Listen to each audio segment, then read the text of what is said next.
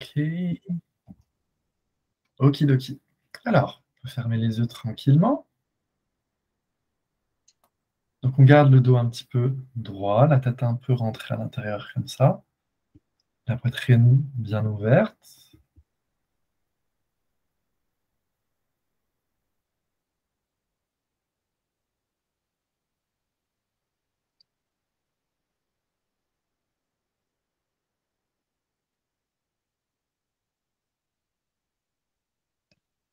Déjà, on garde notre attention juste au niveau de la poitrine, au niveau du cœur.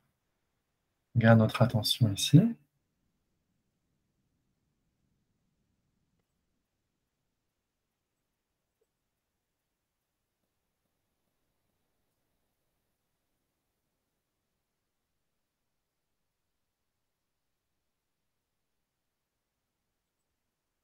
Il y a vraiment une attention très relâchée, très douce, très tranquille.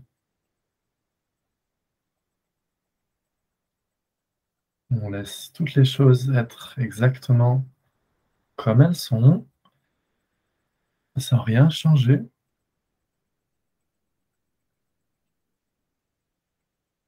Juste relâcher tranquillement.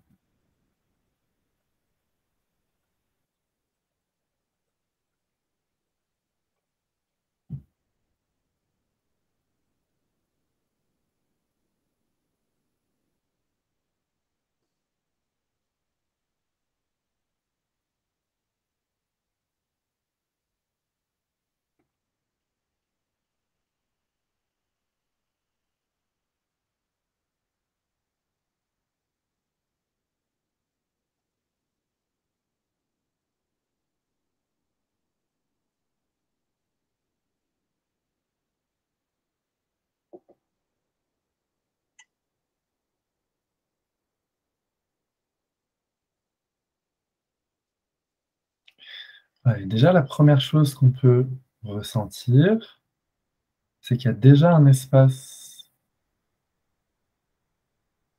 qui laisse les choses être comme elles sont, qui est déjà présent.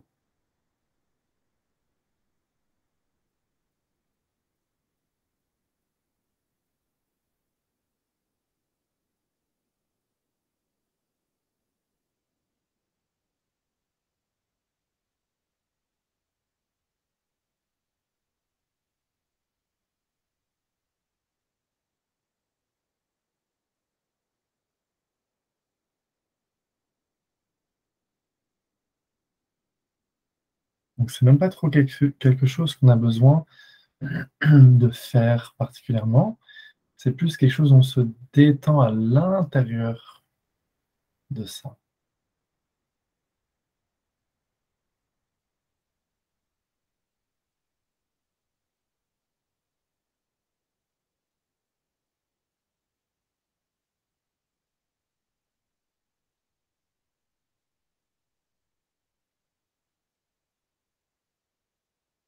On garde toujours notre attention un petit peu au niveau du cœur, de la poitrine. On reste à cet endroit-là.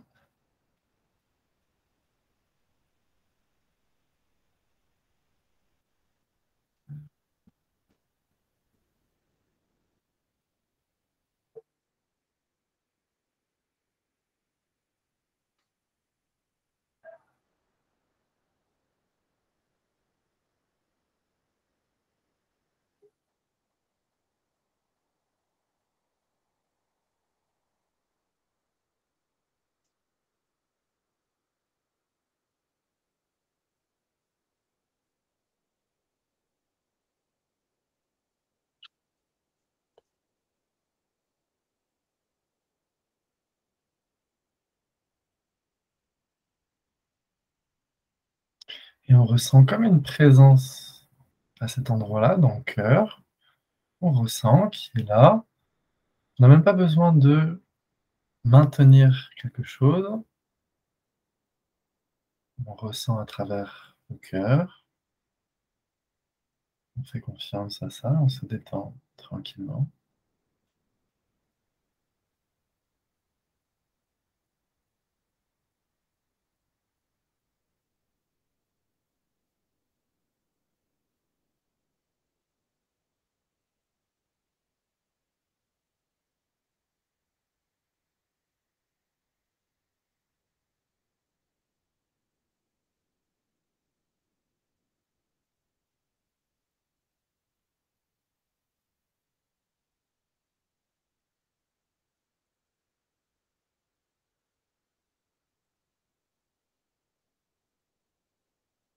Donc c'est vachement plus un lâcher prise que quelque chose qu'on va devoir atteindre. Donc ça, pour notre mental plus occidental, c'est un peu plus compliqué. Avec le temps, on y arrive. Juste laisser les choses être comme elles sont. Il n'y a rien à changer,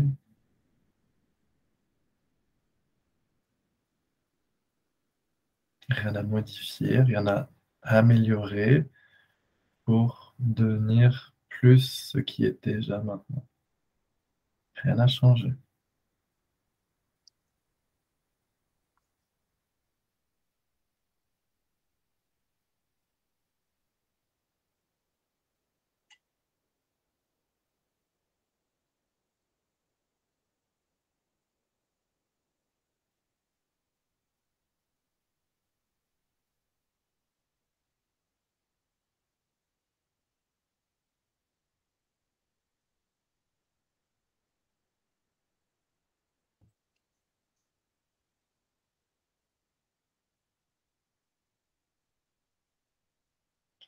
Et ça va pouvoir donner un peu plus d'espace à l'intérieur, de ressentir que tout est déjà parfait comme c'est déjà maintenant.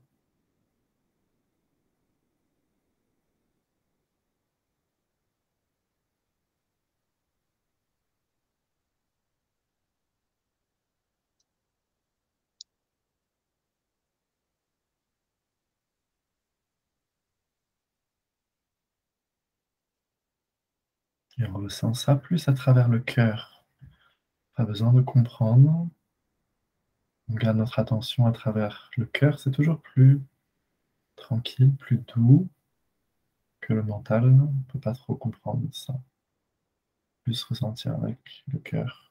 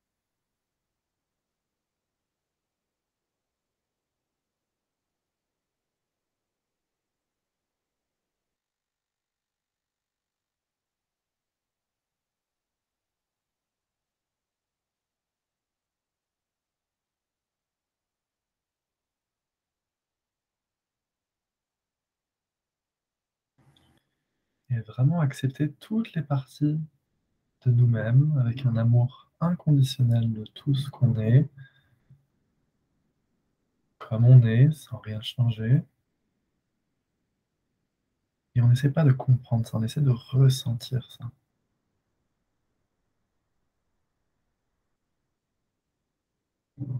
Qu'est-ce que ça voudrait dire d'accepter tout de manière inconditionnelle?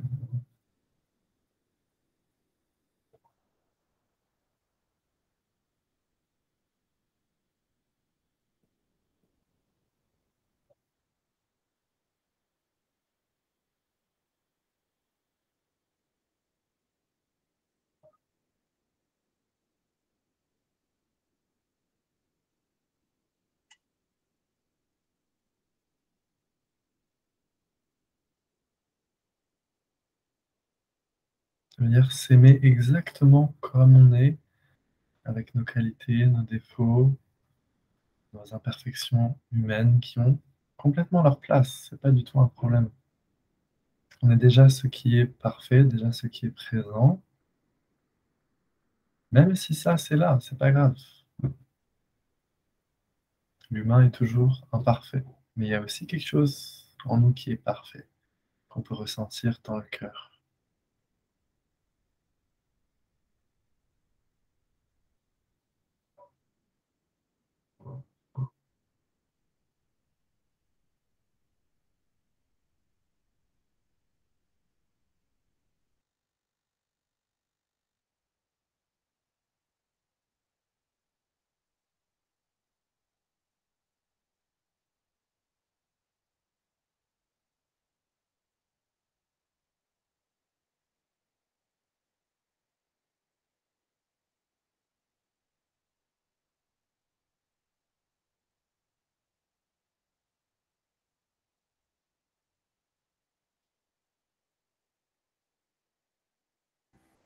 Et maintenant, parce qu'on est aussi cette présence de ce qui est, on laisse vraiment les choses être comme elles sont. Peut-être qu'on a une ouverture du cœur, peut-être que c'est un peu plus contracté. Dans tous les cas, c'est ce qui est, donc on peut laisser ça comme c'est. C'est pas un problème. On cherche pas trop de changer notre état. C'est déjà très bien comme c'est. On garde une petite attention dans le cœur, mais on cherche pas à changer quoi que ce soit. Absolument rien. On observe, on écoute.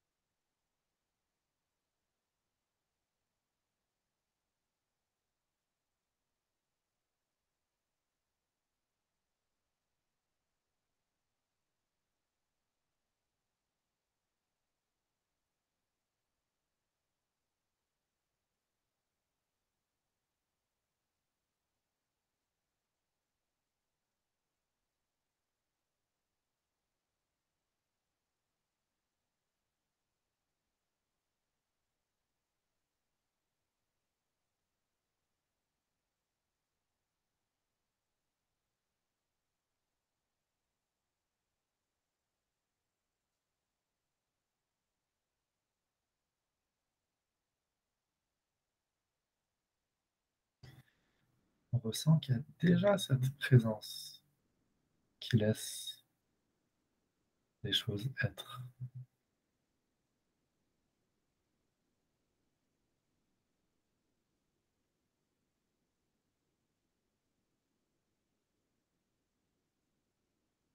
Il n'y a pas de futur, il n'y a pas de passé, il n'y a pas de bonne personne, de mauvaise personne,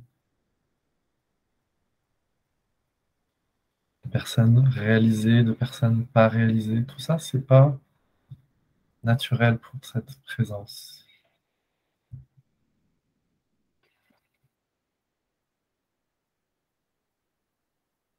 qui est déjà complète,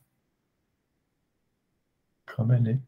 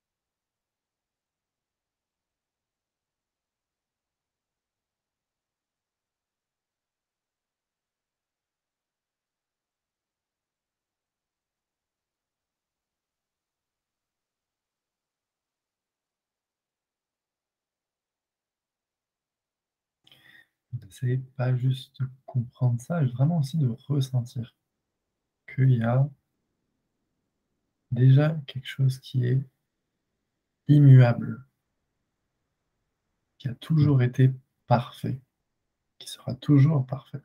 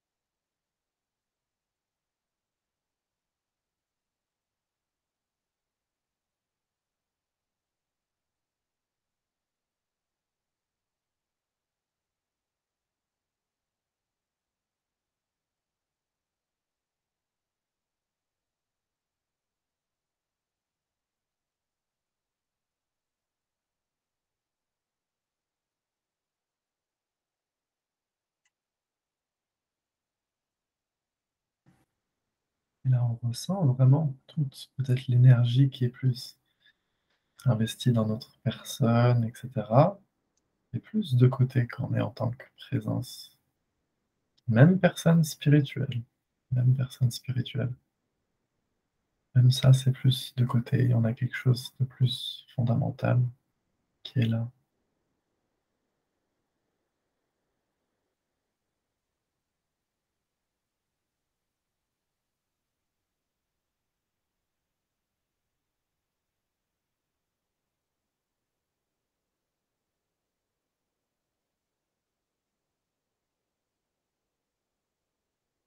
Et c'est ça qui va permettre la relaxation. Sinon, il y aura toujours une petite tension de je maintiens comme un état ou un truc un peu. Alors que si on est plus en tant que présence, alors là, il y a tout de suite la relaxation.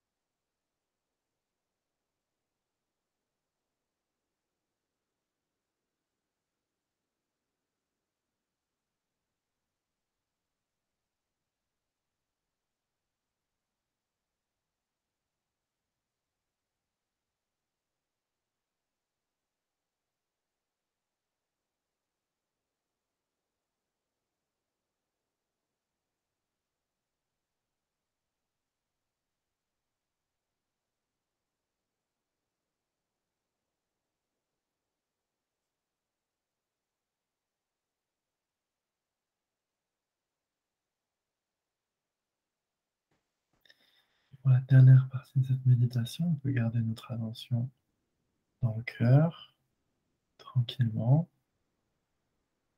et se relâcher encore un peu plus.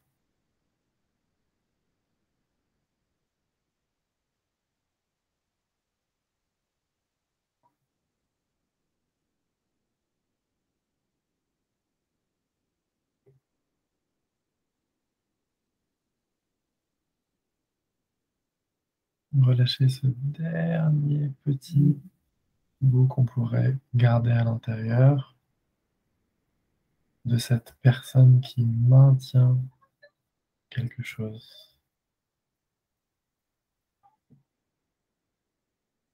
Essayer d'être dans un espace global de présence.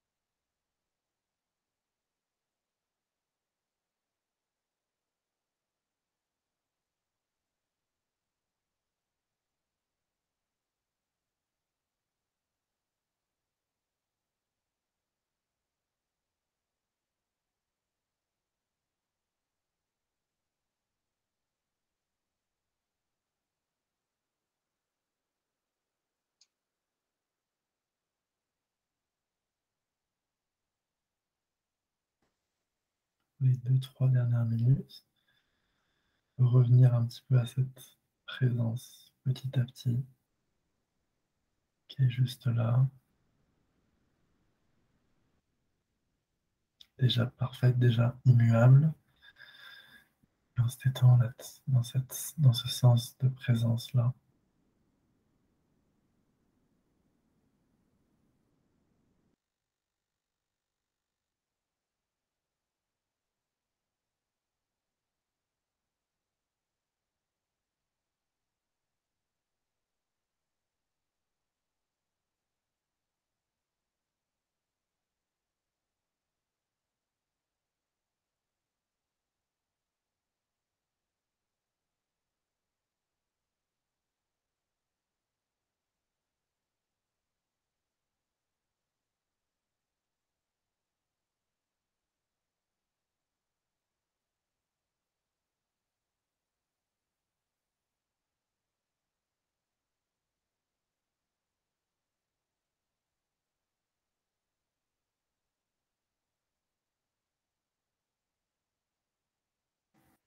Ok, tout doucement, vous pouvez commencer à frotter un petit peu les mains,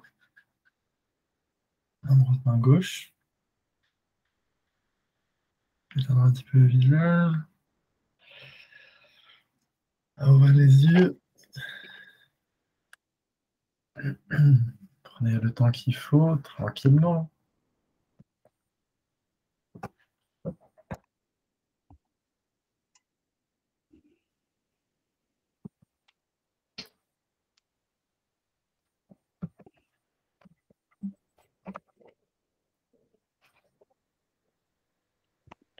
Ah, je suis de retour.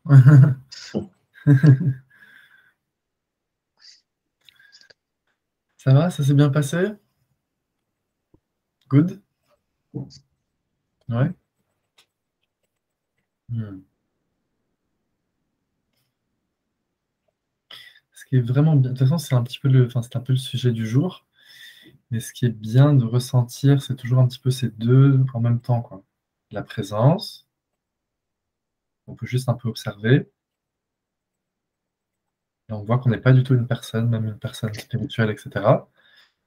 Et après, on rentre un peu plus à l'intérieur, cœur, cœur. Donc ça, c'est important d'avoir les deux, quoi. Et même si on en a parlé avec Nadia, qui a dit ça une fois, je crois, même quand on a dépassé le cœur, entre guillemets, le cœur, c'est le début et la fin du chemin, entre guillemets. Il n'y a pas de fin, il y a pas de fin, mais la vérité, c'est le cœur, toujours, toujours. Donc ça, c'est toujours, on revient encore et encore au cœur, parce que c'est le plus important. Le plus important. Et ouais,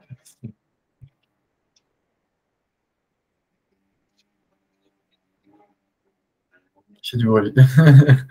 C'est l'unité, au-delà de l'unité, quoi. C'est magnifique. Parce qu'on n'est même pas là en train de maintenir quelque chose, vous avez vu, c'est toujours présent. Donc c'est plus se détendre dedans et c'est bon, quoi.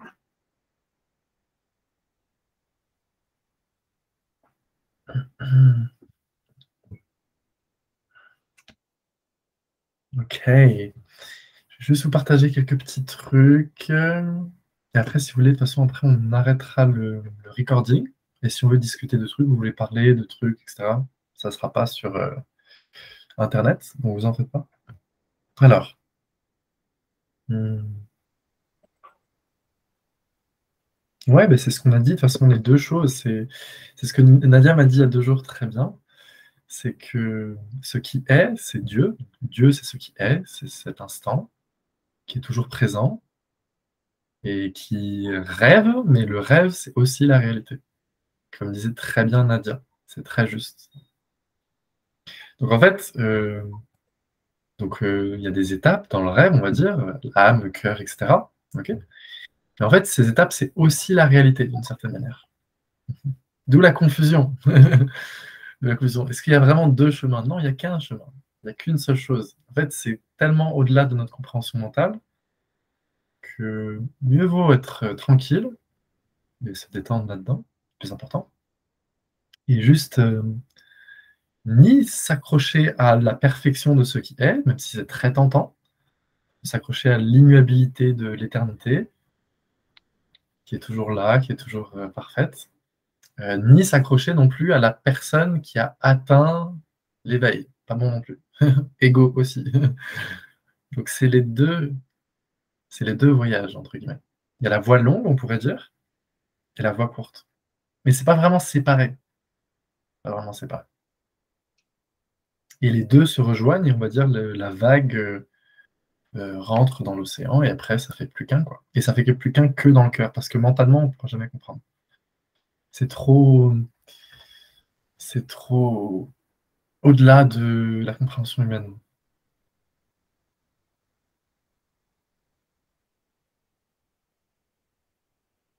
Et tant mieux que ça soit au-delà.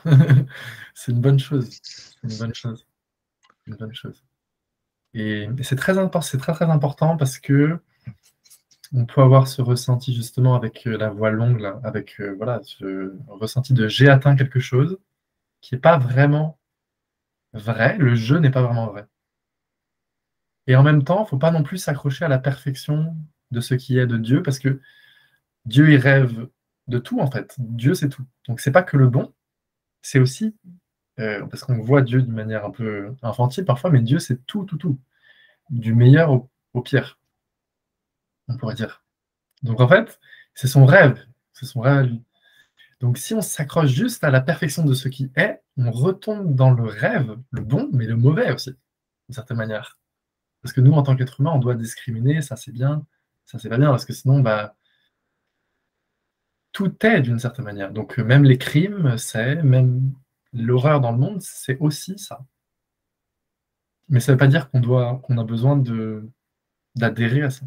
Donc, c'est ça la difficulté, un petit peu.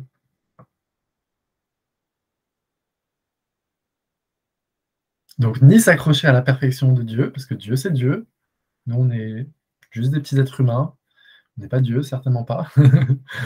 Et pas non plus s'accrocher à cette personne qui a atteint quelque chose.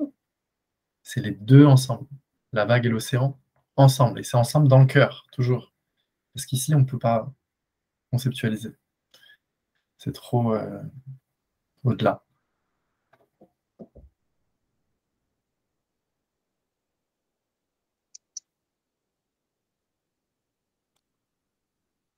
Et après, c'est une chose très simple. Je veux dire, c'est très, très simple. Le seul truc qu'il faut faire, mais on ne peut pas le faire, ça met le temps qu'il faut, c'est juste tomber amoureux de ça, de Dieu ou de, peu importe comment l'appeler, réalité, etc. Et ça, en fait, peu importe à quel point on pratique, et on va pratiquer de plus en plus, mais pour la plupart d'entre nous, moi, je sais que j'ai pas mal souffert dans ma vie avant de vouloir commencer à lâcher prise dans ça, parce on est très accroché aussi parfois à notre souffrance, et c'est normal, c'est pas grave. Mais du coup, en fait, on tombe amoureux de ça quand on tombe amoureux. On peut pas forcer, c'est comme quand on est en couple avec quelqu'un. Et c'est parfait aussi si on a encore des résistances, si on est un peu plus dans notre personne, c'est pas moins bien. Et souvent, c'est la vie qui nous fait lâcher ça, avec les difficultés, la souffrance, etc. Et après, on tombe amoureux de ça parce que bah, déjà, on n'a plus envie de souffrir. C'est humain, c'est normal. C'est normal. Et deuxièmement, parce qu'on est amoureux pour aucune raison, en fait.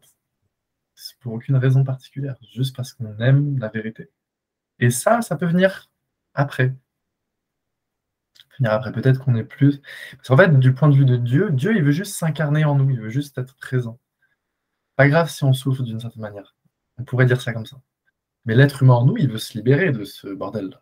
Donc c'est les deux agendas qui sont parfois un petit peu en corrélation, enfin un petit peu décalés, mais c'est pas vraiment décalé, c'est ensemble. Et pour peut-être la plupart d'entre nous, on va mettre le temps qu'il faut, peut-être euh, d'abord vraiment se libérer complètement en tant qu'être humain, et après tomber amoureux de Dieu. Et c'est OK, c'est à sa place. C'est complètement sa place. C'est rare les gens qui lâchent dès le début et qui souffrent encore beaucoup, on va dire, en tant que dans leur personne. Vous voyez ce que je veux dire? C'est rare, je pense. Donc c'est normal, c'est humain et C'est pour ça que la voie de Bouddha, c'est mon préféré pour ça, justement. Parce que tous les autres sages et saints, ils sont plus orientés sur Dieu. Mais moi, mon avis, c'est que Dieu, c'est toujours au-delà de notre compréhension. Et qu'en fait, nous, c'est à nous de nous occuper de notre souffrance, de notre propre truc, quoi. Et après, Dieu, il est toujours là. C'est toujours ce qui est. Donc, il ne peut pas partir. Donc, nous, notre but, entre guillemets, c'est atteindre la réalité, on pourrait dire, et après, relâcher ça dans Dieu. Parce que si on part de l'autre sens, c'est possible aussi. Et si on s'accroche juste à Dieu, c'est plus difficile. Plus difficile. Comme voie, c'est plus difficile, je pense. Ça demande moins de pratique, parce qu'il n'y a rien à faire. Juste être présent avec ce qui est, ça ne demande aucune pratique. Cependant, il y a moins d'expansion aussi, alors que la voie longue, elle est plus, on continue de grandir, et c'est un peu plus humble, je trouve. Je trouve. Jamais se prendre pour Dieu. Dieu, c'est Dieu. Nous, on est juste des petits, voilà, des petits monkeys. Ok. Bah, c'est à peu près tout, hein, j'ai envie de dire.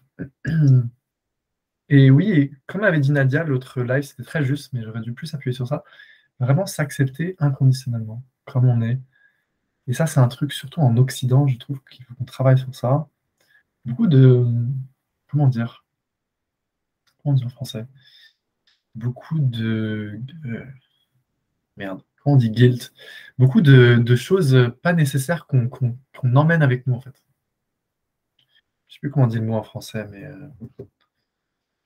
quelqu'un de vous parle anglais ou pas? Guilt? Comment on dit en français? Guilt. C'est quoi? Guilt. Attends, mais je... Culpabilité, voilà. Ouais. Mhm. Je trouve que c'est le mot, c'est le truc occidental, ça, qu'il faut qu'on lâche. C'est un karma collectif. Il n'y a pas aucune culpabilité à avoir. On est parfait comme on est. Et ça, il faut vraiment, vraiment ressentir ça et s'aimer vraiment parfaitement comme on est, quoi. Et on n'est jamais parfait et on est toujours un petit singe et Dieu, c'est Dieu. Donc on ne se prend pas pour Dieu. Ça relâche aussi l'ego de, voilà, on est comme on est et Dieu, il nous accepte et nous aime comme on est. On n'a pas besoin de devenir un super humain ou autre chose que ce qu'on est déjà.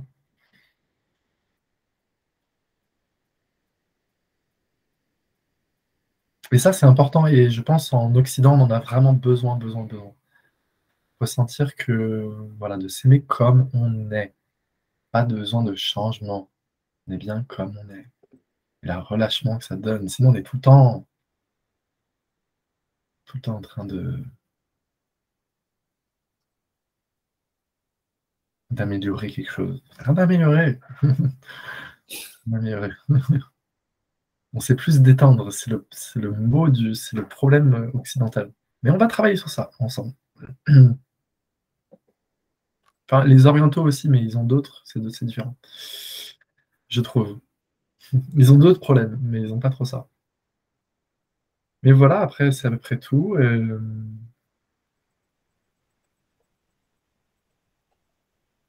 Et la vraie illusion dans tout ça, est-ce que vous savez ce que c'est? Évidemment, vous savez, mais la vraie illusion, c'est toujours le moi séparé. Donc même cette personne-là qui a atteint quelque chose, Maxime, etc., tout ça, c'est un jeu, on pourrait dire.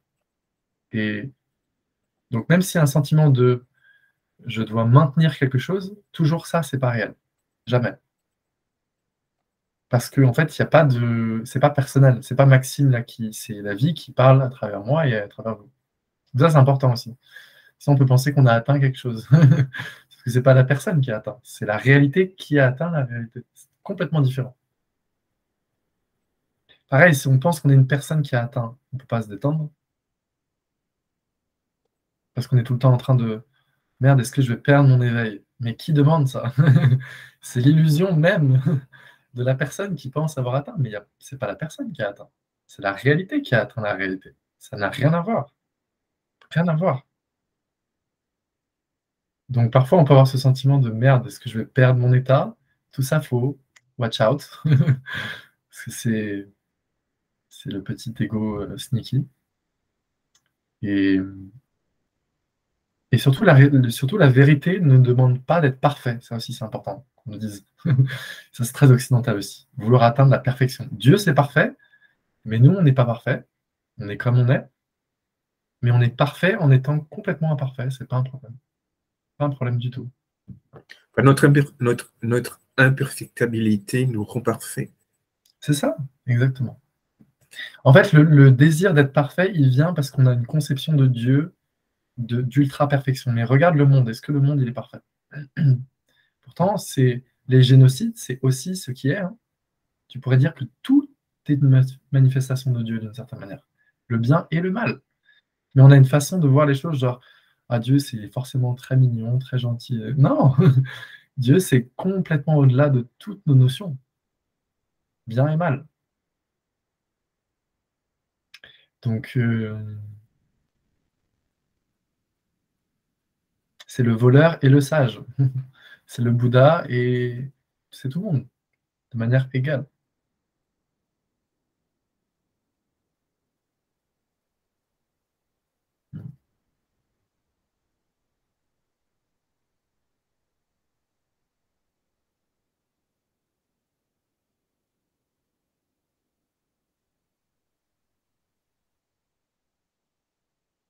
Donc ça, c'est important aussi.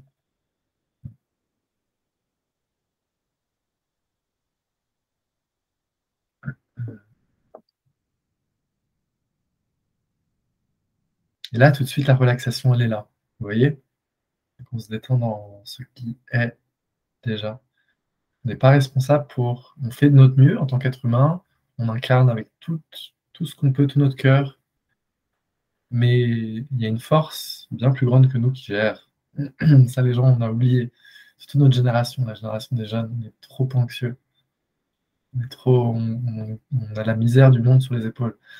Il y a une force bien plus grande que nous qui gère, tranquille, toujours gérée. Les êtres humains, ça fait 10 secondes qu'ils sont là. En 10 secondes, on est reparti. Dieu, il s'en fout, hein. Ça a toujours été là. Donc, c'est important, ça aussi. Sinon, on est tout le temps en anxiété, quoi. La jeune génération est plus anxieuse que l'ancienne génération. Oui, carrément. Ouais, mais c'est ce que j'ai pensé à ça tout à l'heure, et je suis d'accord avec toi. Hein. Je sais pas. Ah ben, je trouve, ouais. Je trouve. Enfin, je Mhm. trouve que l'ancienne, qu'avant, il y avait plus de, peut-être de ressenti. Bon, après, c'est ce qui est, hein. Donc, il n'y a pas de génération, c'est juste un rêve, on est d'accord. Ouais. Oui. Mais c'est juste que, en fait, je dirais que l'ancienne génération était plus euh, peut-être moins dans le. Parce que vu que les sociétés se sont de plus en plus individualisées, les gens sont moins en moins en connexion avec ce qui est, avec les autres, etc. Plus Ouais. d'ego. Un ego différent, en tout cas, je trouve. Dans ma génération, par rapport à la vôtre, ouais. L'ego n'est pas le même. Mm. Il faut beaucoup les jeunes, enfin, de notre âge, ma génération, il faut beaucoup les rassurer, dire bien, etc. Parce qu'on a perdu un peu connexion avec un truc de tranquillité que vous aviez plus, je trouve. En apparence, évidemment. Mais, Bon, on est issus des Trente Glorieuses, donc effectivement, tout allait bien. On ne faisait pas trop de soucis, quoi. ouais. Ah, mais c'est clair. C'est clair.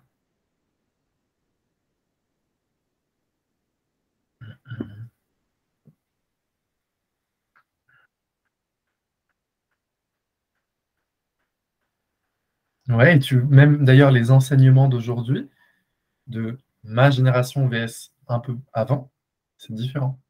Aujourd'hui, c'est très orienté développement personnel. Ouais. Euh, Comment on appelle ça? Les nettoyages énergétiques, trucs avec les anges, etc. C'est beaucoup plus personnel qu'avant.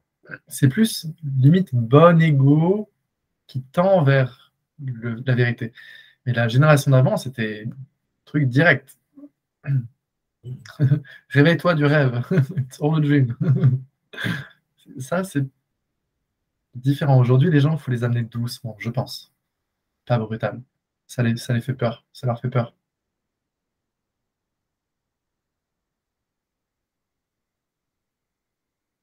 C'est pour ça que la voix de Bouddha, c'est la meilleure voix pour tous les jeunes qui nous entendent. C'est lent, c'est tranquille, on prend le temps, on gère l'émotionnel, on gère le mental, et on lâchera quand on est prêt à lâcher. C'est pas le saut dans le vide tout de suite, comme par exemple la pure non-dualité, qui est beaucoup plus hardcore.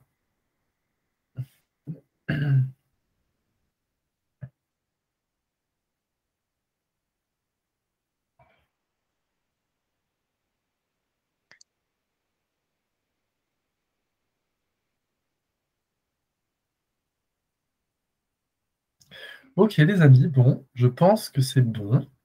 Est-ce qu'il y a quelqu'un qui veut dire quelque chose, partager un truc, dire n'importe quoi, parler d'éléphant rose, moi je m'en fous, dites ce que vous voulez. Alright. Alors, on peut mettre en off et après on pourra parler, parce que je sais que vous avez des trucs que vous voulez dire. Jamais. Manager. Alors. Tac, je mets. Bon, ben du coup, en février, on se voit en février. Je mets le stop recording. Mais ne quittez pas, on reste ensemble quelques instants. Restez avec nous. Hop.